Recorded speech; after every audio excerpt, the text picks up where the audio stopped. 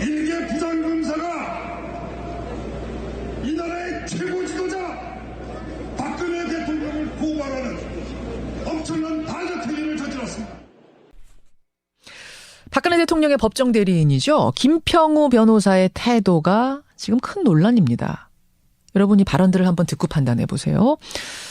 어제 열린 그 16차 변론 재판정에서 나온 발언들인데요. 강일원 재판관은 국회 쪽이 질문하고 끝낸 걸 뭐가 부족하다고 한술 더 뜨나 법관이 아니라 국회 수석 대변인이다. 이정미 재판장도 문제가 있다. 자신의 퇴임에 맞춰서 재판을 과속으로 진행하는 거야말로 국정 불안으로 국민들을 몰고 가는 거다. 국회 소추위원장하고 한 편을 먹고 뛰는 것 같다. 헌재가 약한 여자 편을 안 들고 국회 편을 들었다. 역사에 없는 섞어찌개 탄핵 소추다. 국회의원들이 야쿠자냐? 예, 등등등등. 헌법재판은 이게 중계나 녹음이 안 되기 때문에 제가 지금 대신 읽어드렸습니다만 이런 발언들을 김평우 변호사 혼자서 1시간 30분 동안이나 했습니다. 대한민국 최고의 사법재판정에서 나온 발언들이란 게 잘 믿기지가 않는데요. 이게 변론일까요? 막말일까요? 일선 법조인들은 어떻게 봤을까요? 헌법재판소 연구관을 지낸 분이세요. 노희변 변호사 연결을 해보겠습니다. 노 변호사님 안녕하세요. 네, 안녕하세요. 제가 헌법재판 판정 이 내려지는 법정을 잘 몰라서 그런 건지 모르겠습니다만 원래 이런 발언들이 나오는 곳입니까?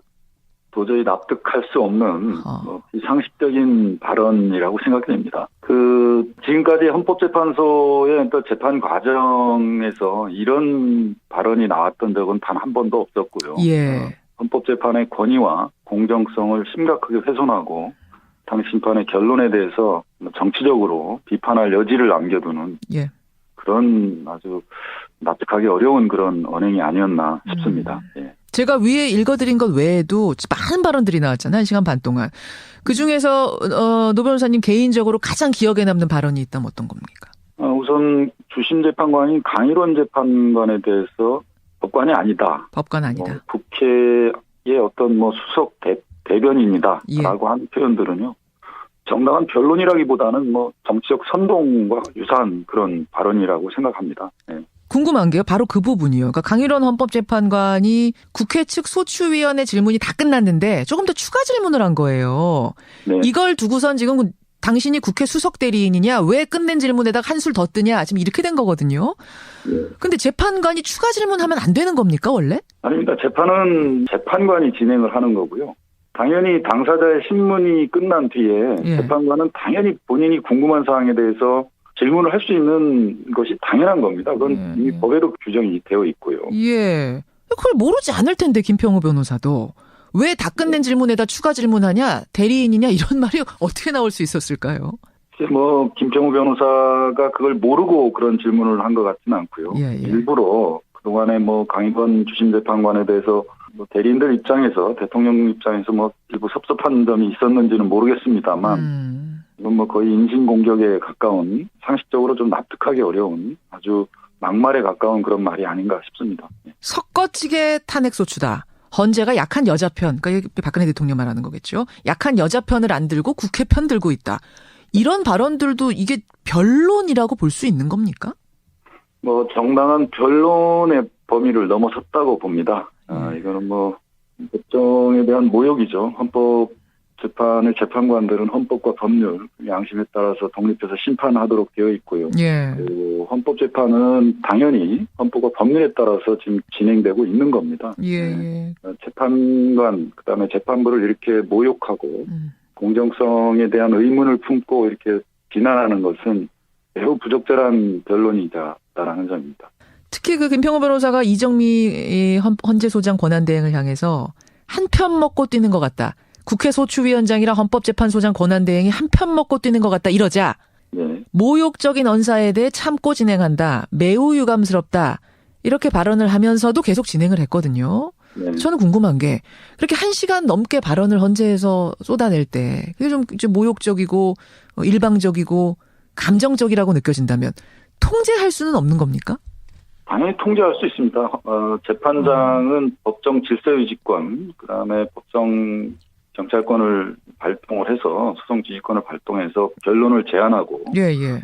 또 변호사의 변론이나 기타 방청객들이 법정의 존엄과 질서를 해칠 우려가 있는 경우에는 퇴정을 명할 수도 있습니다.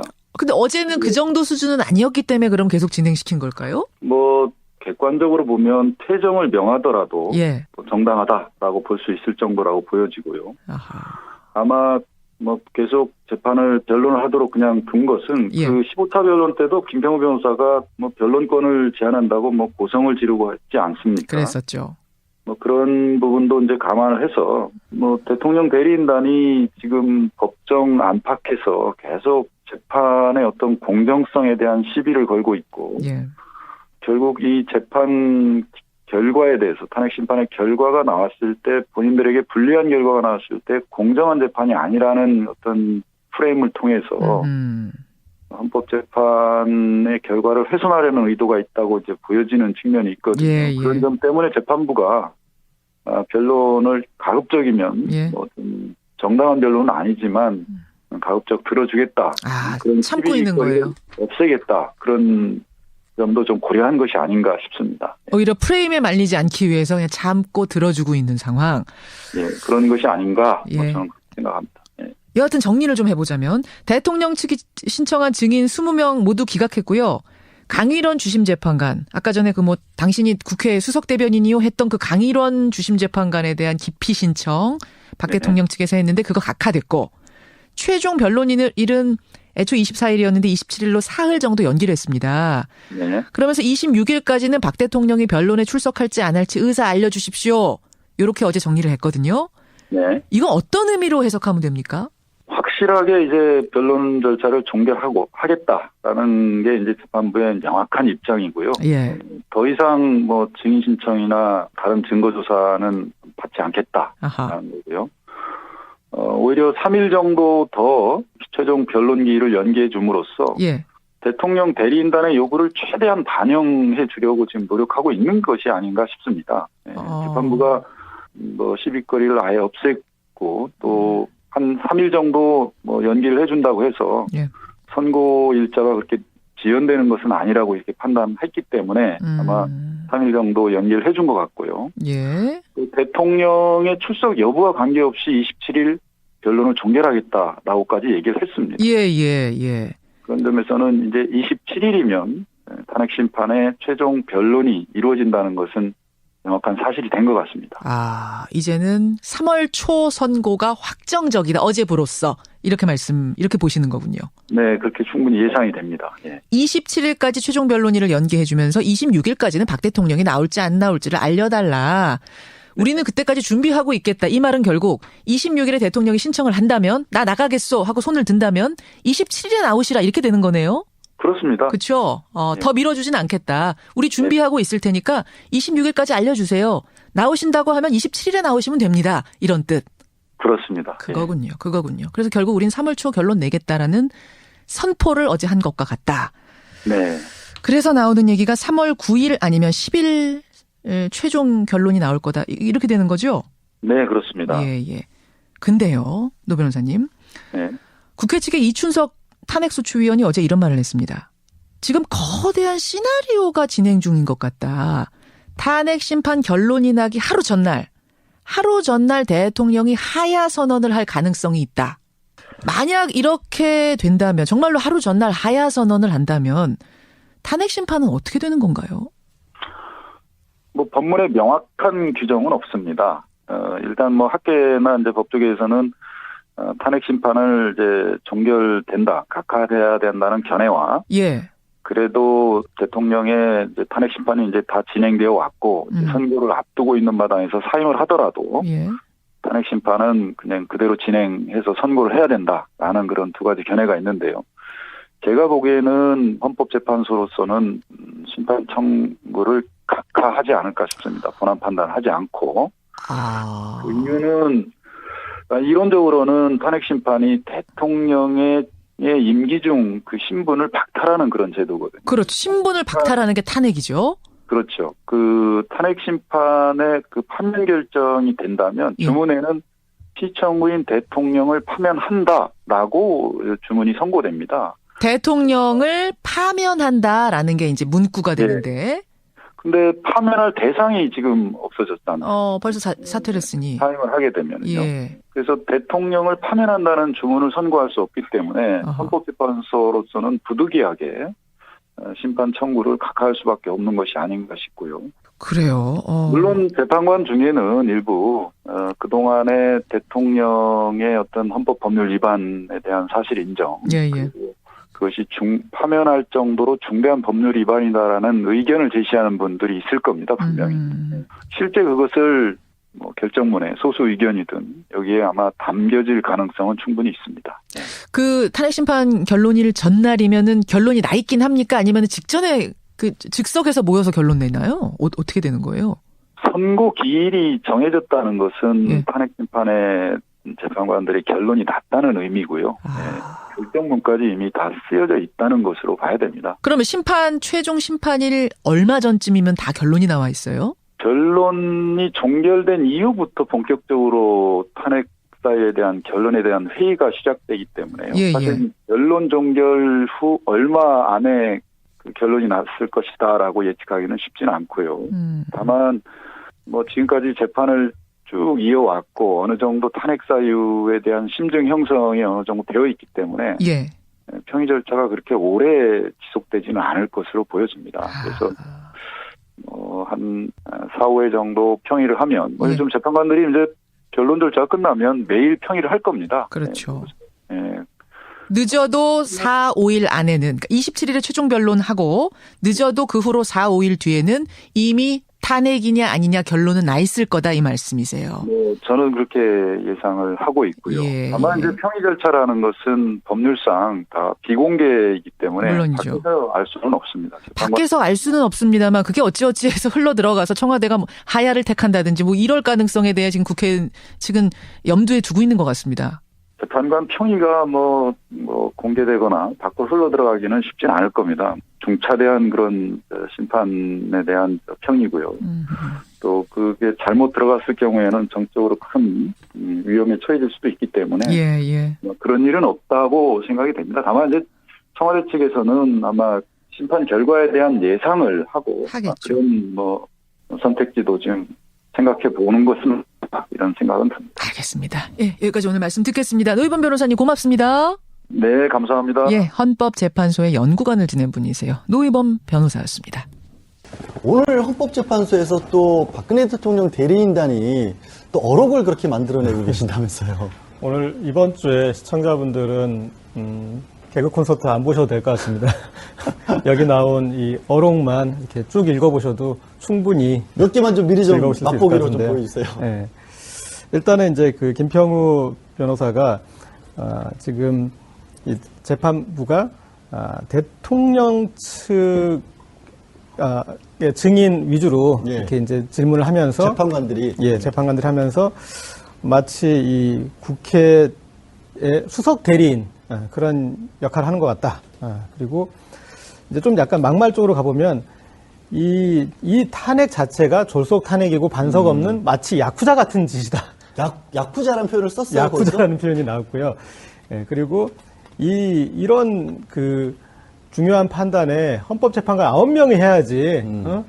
안 그러면 이 상황 자체가 이런 내란 사태다. 이렇게 판단하지 않는다면. 그러니까 판단 자체가 헌법재판 자체가 내란이라는 이렇게 이제 겁니까? 9명으로 구성을 해서 하지 않으면 이제 그 정도 이렇게 인정할 수 8명으로 없다라는 결론을 이제 낸다면? 그런 말이고요. 그 다음에 이제 탄핵소추 이거에 대해서 이런 일은 북한에서나 하는 어떤 정치 탄압이다. 모르겠습니다. 그러니까 정말 이건 막말이라는 어떤 표현 외에 더 심한 말까지 제가 할 수 있을 것 같은데 어쨌든 정말 이 재판부를 흔들기 위해서 할 수 있는 모든 악담과 독설을 다 쏟아냈다고 볼 수 있을 것 같습니다. 저도 변호사긴 합니다만은 대한민국 헌법재판소 재판관들에게 북한과 같다는 얘기를 했다는 건 정말 충격적인데요. 이 변호사님, 박근혜 대통령 대리인단은 헌법재판관들은 되게 미운가 봐요. 아니, 이제 지금 김평우 변호사 같은 경우는 대한변호사협회장까지 지내신 분이에요. 저희 대표셨잖아요. 예, 지내신 분인데, 그분이 이게 헌법재판소를 마치 친박 집회장처럼 지금 오인하고 있는 것이 아닌가. 어차피 태극기 들고 나오신 분도 계셨고. 그러니까 지금 그 변호사의 한술 더 뜨고 있는 거죠. 네. 그러니까 지금 오늘 발언한 것 중에 고 기자님이 빠뜨린 것 중에 하나가 국회 탄핵 소추 의결 과정을 뭐 섞어찌개도 아니면서 이렇게 13개의 사유를 하나씩 의결을 해야지 왜 한꺼번에 하느냐. 그건 말도 안 되는 이야기거든요. 그러니까 13개로 처음에 국회 소추위원들이 의견을 네. 제시를 했는데 소추를 항목을 만들었는데 네. 그게 섞어찌개란 말이에요. 그러니까 그 자체를 그 말하자면 찬성할 것인가 반대할 것인가를 결정하는 건데 왜 하나의 사유시 의결을 안 했느냐. 따로따로 의결을 예. 해야 된다는 겁니까? 그래서 그거를 위법하다는 것을 입증하기 위해서 20명을 정의 신청을 하고 더군다나 박한철 전 지금 퇴임하신 소장까지 정의 신청하고 국회의장까지 정의 신청을 한 거에 대해서 지금 오늘 그래서 막말을 하면서 그거 이제 기각을 하자마자 이제 지금 예. 기피 신청을 막 하고 그랬어요. 기피 신청은 누구에게 기피 신청? 강일원 재판관이 주심 재판관인데 강일원 재판관이 피청구인 쪽에 그 정의 신청에 대해서 중간에 개입을 해서 질문을 했다는 거를 갖고 국회 그 소추위원 측에 수석 대변인이냐 네. 뭐 이렇게 계속 막말을 했기 때문에 이정미 그 소장 대행이 그거는 있을 수 없는 말이다. 네.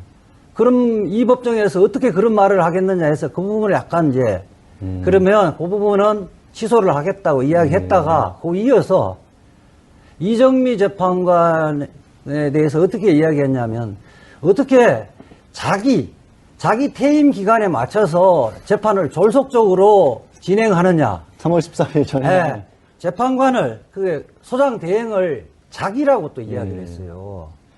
소장 자기라고 네, 말을 자기라고 했어요. 네. 그 자리에서. 그러니까 이 막말 수준이 아니라 그러니까 자유민주주의를 수호하자는 사람이 자유민주주의라는 국가기관을 존중하는 거 아니에요. 네. 국가기관의 권위나 이런 것들을 시정잡배처럼 이렇게 그 말하자면 다 무시하는 거거든요. 그러니까 강일원 재판관 기피 신청이라는 게 재판에서 빠져달라고 변호사들이 요구를 했다는 거잖아요. 그렇죠. 당신 재판하는 거 마음에 안 드니까 네. 빠지고 나머지 하자라는 얘기였는데. 그것도 지금 뭐냐면 재판 지연의 목적으로 기피 신청을 하면 형사소송법 바로 기각하도록 돼 있거든요. 예. 그러니까 이런 꾀를 낸 거예요. 형사소송법을 준용하도록 돼 있잖아요. 탄핵 예, 심판은. 그렇죠.